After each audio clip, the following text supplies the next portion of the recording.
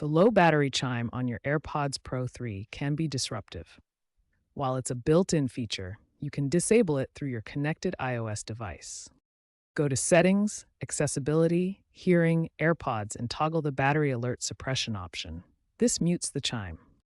Alternatively, in the Find My app, you can now access battery alerts to disable chimes per earbud pair, allowing for haptic-only feedback instead.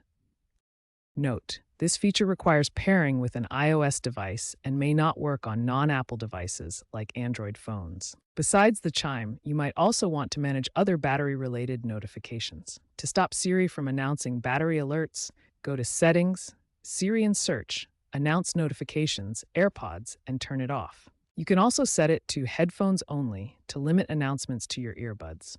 Keep in mind that disabling the chime requires you to actively monitor your battery levels via the iPhone's battery widget or control center. Remember that changes are device-specific and may not sync across all devices unless iCloud is enabled.